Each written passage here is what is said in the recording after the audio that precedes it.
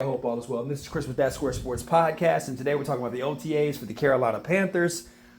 I'm not going to lie, I'm not as excited because I really expected, well, it's a bit of a split, a hit or a miss with me when it comes to Carolina, because I see Bryce Young has developed more weight. He looks like he's getting a little bit bigger, and he's getting developed more for the NFL strength, which I do actually really like that from him, and I do like the offseason moves with the offensive line as well, and a couple of draft picks too. Xavier Leggett, obviously, things of that nature. So I do like the direction, although I did go pretty hard on my draft grades for the Carolina Panthers because I do believe that they need younger offensive linemen. I just feel that is more of what I expected from them.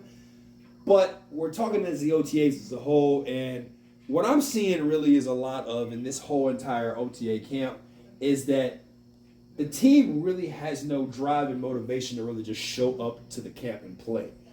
So, and then on top of that, the whole Xavier Leggett issue, and I know it's all voluntary, but when you're a team that really was worse than the Bears, let's just be honest, they were the worst team in football last year. And when you're a team that's really bad, I feel like every practice matters. Everything should matter. Your captain should be there. You have a new coach, drive things in, so on and so forth. And especially with your promising offensive lineman that you guys drafted a couple of years back, who kind of had a sophomore slump. But I do see the direction with a whole bunch of guys. Lee, you guys got a whole bunch of running backs. Boone, Jonathan Brooks, Miles Sanders, and then you turn around, you got Chuba, just way too many running backs. I don't know if you guys plan on running the ball down everybody's throat, but hey, it is what it is. I'm okay with that because I think that you guys have so many committee running backs. I kind of understand it. And the way Dave Cornales is running his organization as the head coach, I like him for the simple fact of what he's done in Seattle and what he's done in Tampa Bay. I really want to see it here in Carolina. I think this is his time to shine. You cannot mess this up. Defensively, the loss of Brian Burns, obviously Carolina fans, I know you guys are hurt at that. But I will say this, I'm not as mad as I once was when I looked at it about a couple months back. I will say this respectfully. I think that Carolina's defense was not the problem last year. I think it was just the offensive line and, of course, just staying healthy. The offensive line had musical chairs. There was so many guards that was there. I think it was like almost 8 or 9 guards that played and started in different games for that night. And that's just the chemistry is just off. That's why I think these OTAs are so important for teams that are at the bottom tier every year picking in the draft like that. I really think that, it should take a direction. Obviously, they talked about their kicker too as well. I'm not really sold on that, but I mean, a kicker is important. It's part of the game. You need one. I think, truthfully, to be honest with you, the Panthers really need to focus more so on that offensive line, if anything. And I know that they've done that. They've got 2 guys that come in and start right away. I just really want to see Bryce Young actually have a fair shot. Not like last year, how it was just kind of one of those things like, pretty much just in short, when you saw the preseason, you knew what Carolina was getting into. And I'm looking at the same thing, and I hope Cornales just kind of changes the direction of that. But with the offense being drafting Xavier Leggett, obviously there, I do think that the offense is going to get better. I like Xavier Leggett, obviously South Carolina native, not North Carolina native, but you know how it is. They pretty much together when it comes to the Panthers, they share as one state. So it is what it is with that. But can't really overuse him because he is your new offensive weapon. But I understand all the other guys as well. Jonathan Brooks coming off that ACL injury.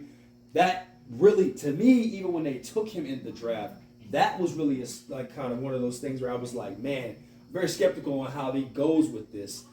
But, it is what it is. In the OTA, like I said, a lot of people really didn't show up. It really seem like it was much of a practice. It looks like it was more just like a get-together, kind of what has been described in this video as you see it. I personally think that the Panthers definitely should all have voluntarily showed up collectively as a unit and trying to get better because I do believe the division is only going to get better for them. And they're just kind of falling back. But don't worry. I mean, we still got training camp. Some people don't take OTAs as serious. I think that all drills in football should be serious. That's just me. Unless, you won a Super Bowl, then, of course, I could give you that grace. Enjoy Disney World for a couple more days. But I think that Bryce Young does look good. I'm not going to lie. He actually looks like he's developing. He might not have a sophomore slump. He might not have a terrible freshman year. He had a terrible freshman year, but not a good.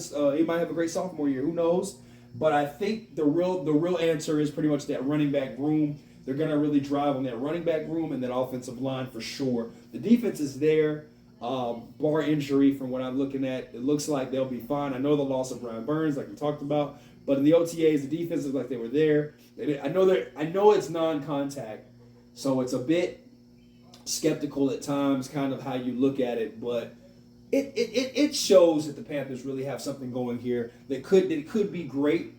Also, at the same time, like I said in the beginning of the video, you also got to have people that want to win in Carolina. So it's more of a not just getting a check. It's more about having the desire to actually be relevant and want to win in this type of game in the NFL, just alone in this league.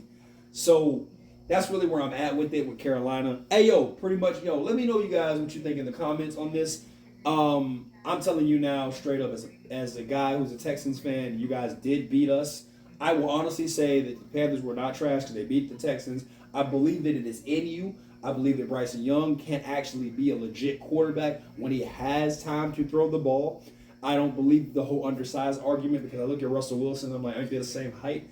I think it's just more of a weight thing and just kind of pretty much consistency on the offensive line. That's really my whole argument with that with Bryce Young. I don't think that he failed the Panthers. The Panthers failed him, and you guys got I don't know what kind of owner you guys got with Tepper.